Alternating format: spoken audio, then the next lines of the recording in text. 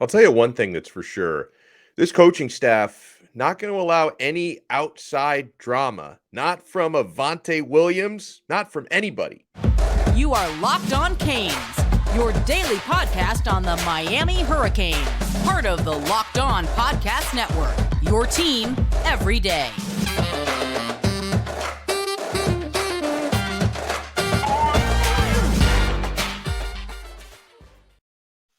I am Alex Donno, your host. I'm a University of Miami alumnus, longtime South Florida sports radio vet, and contributor to allhurricanes.com. And thank you so much for making Locked On Canes your first listen today. We're available free wherever you get your podcasts and available free on YouTube.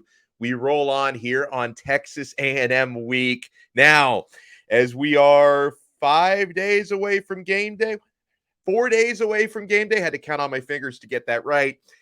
Mario Cristobal yesterday, and to a lesser extent, Kevin Steele as well yesterday. The coaches spoke. They speak every Monday. They are putting the kibosh on any sort of external drama that we are trying to stir up or that Avantae Williams is trying to stir up. Because for those who haven't been paying attention, the Miami safety, sophomore safety Avantae Williams, hasn't played a whole lot. Only 14 defensive snaps in game one. 0 defensive snaps, only played some special teams in game 2, and he appears dissatisfied with the situation.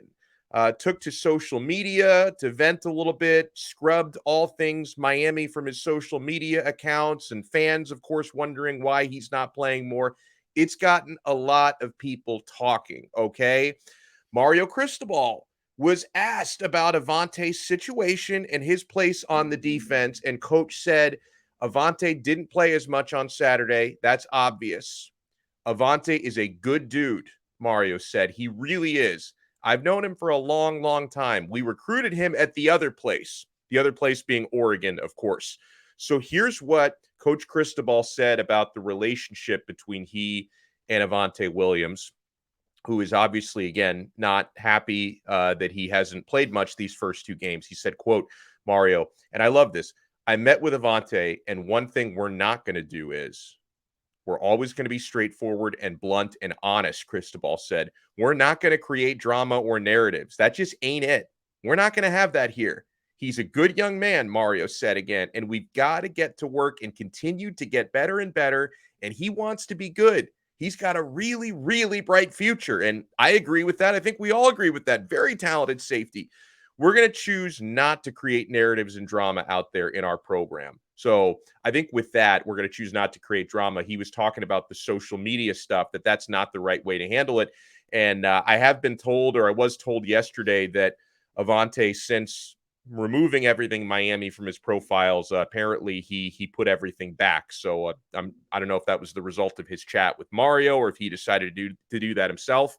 But apparently he has put Miami stuff back in his bio. He's trying to downplay the drama. He was upset. It was a little bit of a tantrum, I think. Now, my take, as far as Avantae not playing, and Cristobal certainly hinted at this as well yesterday, and this is just the way that they run things, okay? Avantae Williams not playing much, that is strictly merit-based.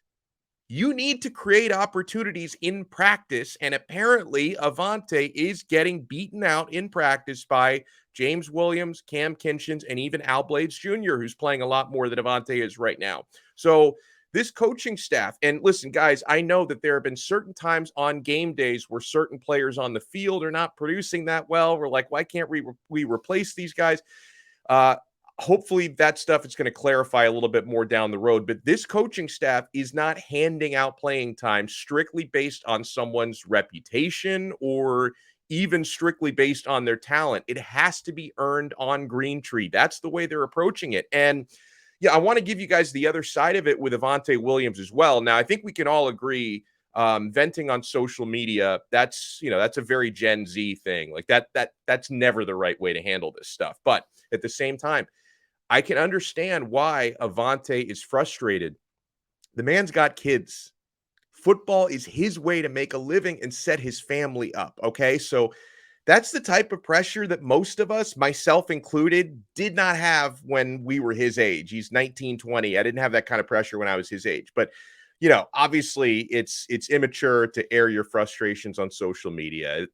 That puts a spotlight on you and on your team. That's not fair to your teammates or your coaches to create that kind of outside drama.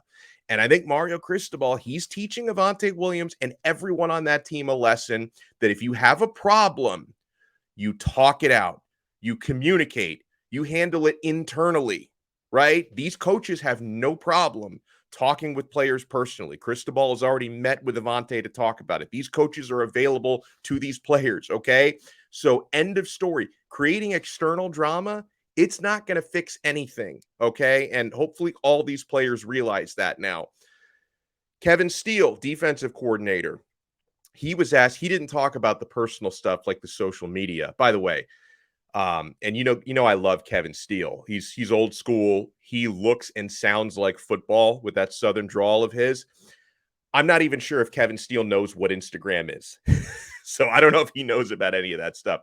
But Coach Steele was asked about, Avantae's status on the defense. And, he said, that he's doing well. I was looking for the quote there. Sorry. He's doing well coming along. He's doing very well. I think he'll be just fine. So that's where we stand right now with Avantae Williams and with the drama. And man, all right. So I wanted to put the drama behind us because, my friends, we have so much to talk about today. Just a few days away from that trip to College Station, Miami taking on a Texas A&M Aggies team that they are on the ropes right now. Some of you made a great point, by the way, because on yesterday's episode, we were talking about the pressure, because something Hurricanes fans are talking about a lot is, after having seen the Aggies drop a shocking home loss to Appalachian State. I know Appalachian State, they're the giant killers. That's a tough out for anybody, but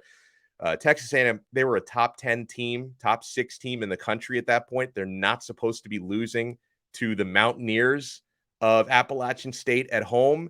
And so now, after seeing that, Texas A&M, who was built up as this juggernaut during the offseason, they are beatable, they are vulnerable. And so I see Miami Hurricanes fans saying things like, hey, this is a must win now, that Miami should win this game. Miami's better. I think they are underdogs still in the game, but Miami's now the higher ranked team. You're supposed to go in there and beat Texas A&M now.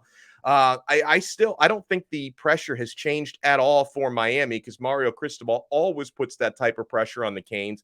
I also expect Texas A&M to be a lot better than they were last week, right? This is going to be their attempt at a bounce back game. It's going to be emotional. This is a night game at Kyle Field, which is just a different type of atmosphere. I'm not saying Miami can't win. I'm saying it's not going to be as easy as some of you think. Some of you think, hey, they lost to Appalachian State, therefore we go in there and we roll over the Aggies. This is going to be a really, really tough game, and they have a lot of talent in the trenches, guys. But some of you made a great point, because we were talking about how much pressure is on Miami on Saturday. There's a lot more pressure on Texas A&M, a lot more pressure on Jimbo Fisher, right? Because you can't lose 2 straight non-conference home games if you're Texas A&M. Like, you can't go out there, surprisingly lose to Appalachian State, and probably a lot of that had to do with them probably looking ahead to Miami and not focusing on the opponent that was right in front of them. You can't follow up that home loss to the Mountaineers with a home loss to the Hurricanes. So there's even more pressure, way more pressure on Texas A&M to try and bounce back and win this football game. But I want to talk about some of the factors, if we can kind of create a game plan and a blueprint for what Miami has to do to beat Texas A&M, what Miami has to do to take advantage of some of the things that we look at as vulnerabilities on the Aggies. I think we can start to consider what Miami needs to do in terms of ramping up their offense and what they need to focus on and key in on the defensive side of the football. And man, I would love to see Avantae Williams get some defensive snaps this week and do some damage, create some big hits, maybe force some fumbles, maybe get some interceptions. What a great story that would be if this guy goes from the doghouse and the drama house into getting a game ball this weekend. I think that would be fantastic. So we're going to talk about some of our keys and game plans for this coming game right after we talk about upside. From cringing at the pump to getting an eye-popping check at your favorite restaurant, inflation is hitting all of us where it hurts, guys, and it really hurts. That's why I started using Upside. In fact, I've been using Upside for 2 years. I love it. It's an incredible app for anyone who buys gas, groceries, or dines out. With every purchase, I'm earning cash back thanks to Upside. Guys, Upside is so easy to use. It sounds too good to be true, but it's not, right? You use the Upside app at gas stations, restaurants, grocery stores, and you get cash back on your purchases. And then it's easy to send that cash to your bank account or to your PayPal or to a gift card. So to get started, download the free Upside app and use my promo code LOCKED and get $5 or more cash back on your first purchase of $10 or more. Next, claim an offer for whatever you're buying on Upside. Check in at the business, pay as usual with a credit card or debit card, and then you get paid. I just got $2 into my account from buying gas the other day. It's that easy. In comparison to credit card rewards or loyalty programs, you can earn 3 times more cash back with Upside. Upside users are earning more than $1 million every week. That's probably why they have a 4.8 star rating on the App Store. So download the free Upside app and use promo code LOCKED to get $5 or more cash back on your first purchase of $10 or more. That's a $5 or more cash back on your first purchase of $10 or more using our promo code LOCKED. Thank you so much for making Locked On Canes your first listen today. We're available free wherever you get your podcasts and available free on YouTube. Now, Miami's offense going into Texas A&M this week. I absolutely believe we have only seen the tip of the iceberg from Miami's offense so far, and that is talking about diversity of formations, creativity from the playbook. I think we've only seen the tip of the iceberg, and I've got a couple of reasons for strongly feeling that way. For one, Miami, if we go back to fall camp, what they were working on in practice, they were running a lot of RPO snaps in fall and have run 0 RPO so far in their first 2 games. They haven't even opened up that part of the playbook yet. I would strongly believe they weren't working on that stuff in practice just to never use it in games. They're going to bring it out. And then another clue that I took on how Miami hasn't really shown you much on offense yet. Last week, when we spoke to Hurricanes players, one of the players we spoke to was wide receiver Keyshawn Smith, who's been really good to start the season. He was talking about the offense, and I think he inadvertently admitted to us that they were still keeping most of their offense very close to the vest. I think he kind of hinted that they don't really want to show their cards yet, right? And, when it comes to creativity, outside of the successful flea flicker last week that Keyshawn Smith actually caught for a 39-yard touchdown, the offense has been completely vanilla. Right? I mean, we were talking with Brad Tejeda yesterday. I think he described it as being completely vanilla, no sprinkles, no gummy worms, no chocolate sauce, like none of that stuff. And I think it's been completely vanilla based on the opposition because Josh Gaddis is the type of offensive coordinator who only takes what he needs, right? If you're facing the type of defense that you can beat by keeping it simple and keeping, your creative stuff close to the vest, and you can just go with the fundamentals and pound the football and, create some third and shorts and all that. Josh Gaddis is only going to take what he needs. He reads games exceptionally well. Now, with that said, I think Miami's going to have to open it up more this week because the talent on the opposing defense is just going to be so much better than what they've faced so far. I still...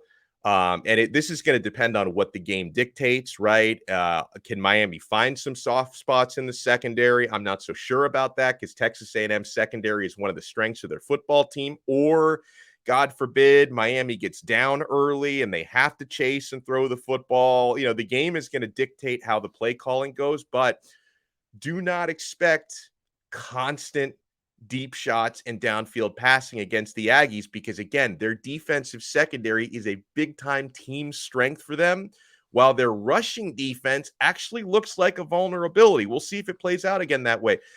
For Texas A&M so far, and again, it's hard because, like Texas A&M, they've faced Sam Houston and App State, who they did lose to. Miami has only faced, Southern Miss and Bethune-Cookman. So, they're not like deep into the conference schedules, but Texas A&M passing yards allowed so far this year, they've been exceptional. They rank 6th in the country, only giving up 112.5 passing yards per game. Now, I do think Miami will throw for more than 112 and a half yards this week. So I would take the over on that one. All right. But you definitely have to take, again, a few more deep shots in this game. Can't do it constantly, but you have to keep their defense honest. So even though passing defense, one of the strengths of their team, you're going to have to take some shots because that's going to open everything else. And of course, they're going to have to respect Tyler Van Dyke's arm. Got one of the best arms in the country. Now, the Aggies' defensive front so far, for as big and physical as they are, they've looked a little bit vulnerable against the run. They've actually looked more vulnerable to outside runs than between the tackle runs. So on that front, that really makes me hope that Jalen Knighton is physically ready for a big game. Came back from injury last week, had a minor injury in fall camp, didn't play the first game, played a little bit the second game. He didn't pop the same way that Henry Parrish and Thad Franklin did. So I'm hoping that Rooster is physically back to his best this year, because him getting outside, making a few cuts, turning on the afterburners, getting downfield, that's what he does so well. That's a strength of his compared to Parrish and Franklin. If you look at recent history against the run, this is why the Aggies look vulnerable. The App State Mountaineers, they rushed for 181 team yards against Texas A&M. And a big thing that Appalachian State was able to do, I don't know if Miami will be able to do it quite like this. App State just milked the clock. I mean, they were all over time of possession. I think they had like 37 minutes time of possession. Like I don't know if anybody else is going to duplicate that against Texas A&M. That's just like a statistical oddity for them to have the football that long. But they absolutely obliterated the clock, and the Mountaineers were like taking down the play clock to like 4 seconds before running a play. Like, they did a great job controlling the time of possession. Okay, but they ran the football well. 181 team rushing yards. I think Miami has an opportunity here to establish a running game, and yeah, I think we're going to see a hefty 3-deep rotation with Parrish, Knighton, who could be the secret weapon here, and Thad Franklin, who's been really, really good. And as far as Tyler Van Dyke in the passing game goes, I think you could say this about just about any game, especially the difficult games. I think the most important thing for TVD is going to be taking care of the football first and foremost, right? Because App State didn't have any turnovers, right? That's one way to beat Texas A&M. And also, Miami, they've got to use the tight ends a lot more this week, right? Because those safety nets are going to be a weapon. Because, listen, one of the ways that the Texas A&M can approach this game defensively is they might just try to blanket Xavier Restrepo out of this game and force Miami to use other weapons in the passing game. Miami's tight ends last week, just one catch, the entire unit for 5 yards. That was Elijah Arroyo. Will Mallory has got to be better. He's got to be active in this game. He's got to be catching balls. Arroyo, same thing. And, we've got to be deeper than just Restrepo in the receiving core. So take some deep shots at Keyshawn Smith. You know who's eligible to be back this week? We'll see how much he plays. Jacolby George. This should be the season debut for Jacolby George. I wonder how much he's going to get out there. He's another deep threat. 26.2 yards per reception last year for George. Get him involved. Get Brashard Smith involved as well. You've got to be more diverse, because you can't just target Restrepo 15 times and hope he takes over, because I think Texas A&M is going to key on him a lot in this game. All right.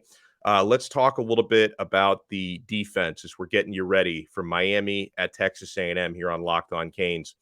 Let me say one more thing about the offense. You've got to start fast, okay? Everyone, including Tyler Van Dyke, out of sync last week until the last drive of the first half. That's when they finally picked it up and got it going. I think that was more, it wasn't anything schematic. I think that was just more about the players needing to adjust themselves more than scheme adjustments, but they looked a lot better in the second half. So, and a lot of this is on Miami's offense. You cannot just let Texas A&M jump out to a big lead, because that's going to feed so much energy into that crowd, to that 12th man. I mean, if Miami finds themselves down like 2 scores early in the game, It's going to be just like Miami versus Notre Dame back at Hard Rock Stadium in 2017, only Miami's going to be on the wrong side of it.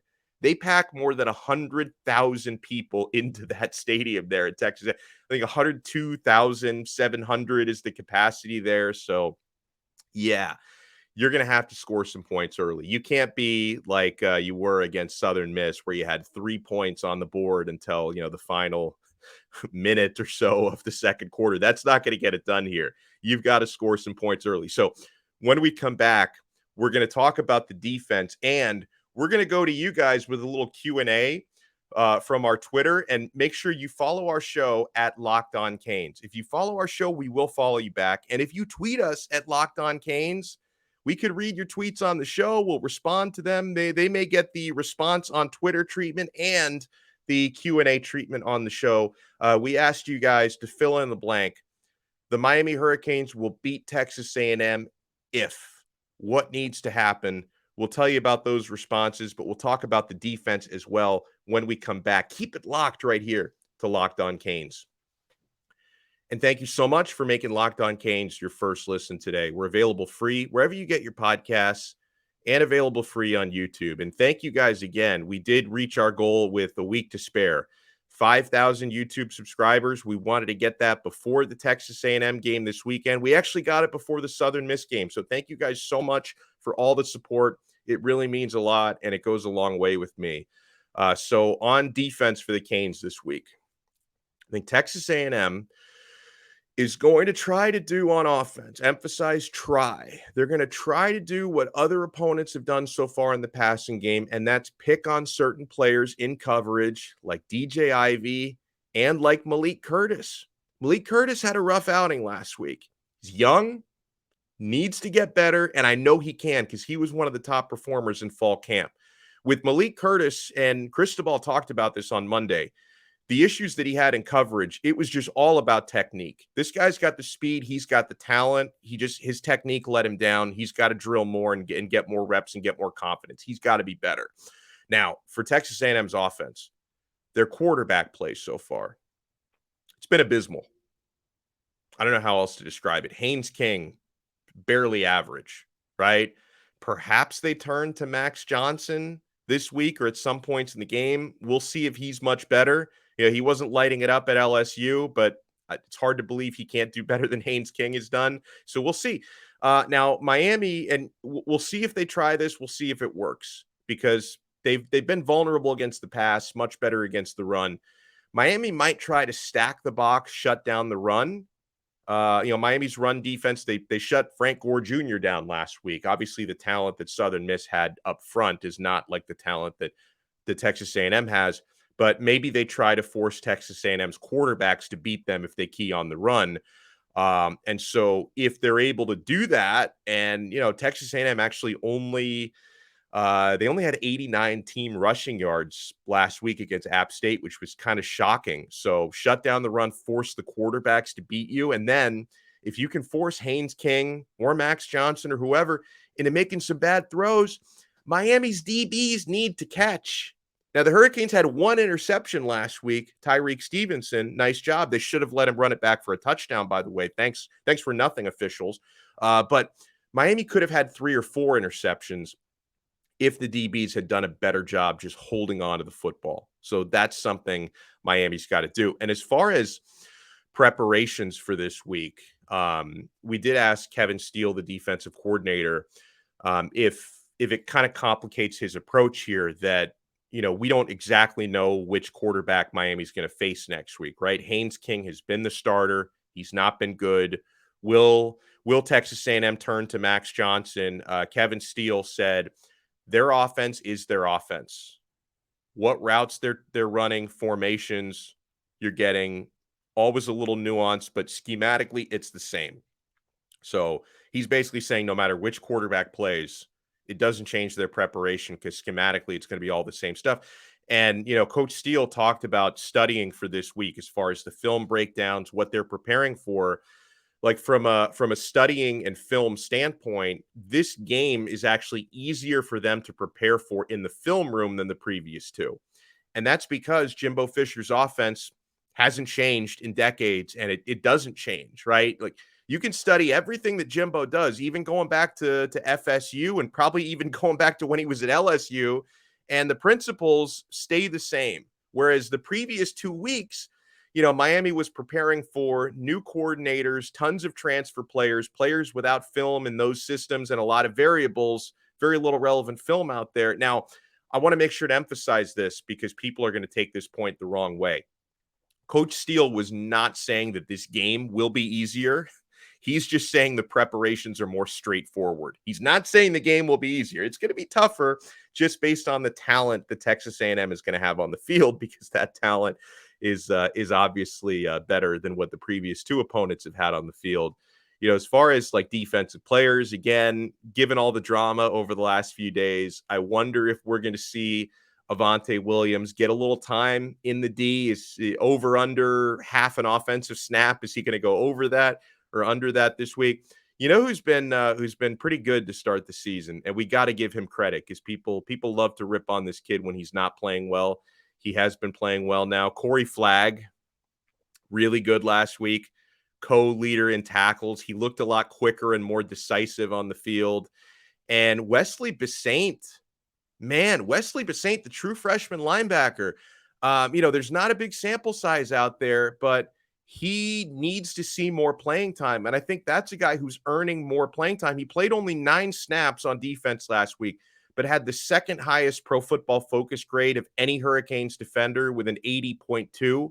The only guy in front of him was Antonio Moultrie, who had an 87.4 grade on the D-line with 13 snaps. But I'll tell you, Wesley Besaint is doing good things out there. And, that's like an injection into this linebacking core where I think he can really help a lot last week.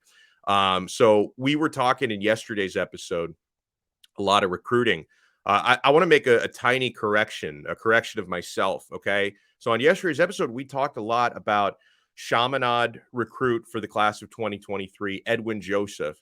Now, Edwin Joseph has started the last few days trending heavily towards Miami. He is universally considered to be underrated at just a 3-star player. I think this is the type of guy who's going to earn his 4th star before signing day, but universally underrated by anyone who's actually watched him play. Now, he's a 2-way player, wide receiver and cornerback. Now, what I wanted to correct was I was talking about Edwin on yesterday's episode.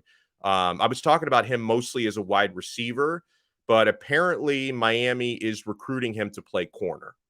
So watch out for that one. So this is a guy plays 2 ways in high school. I think Miami's looking at him as a defensive guy, not an offensive guy.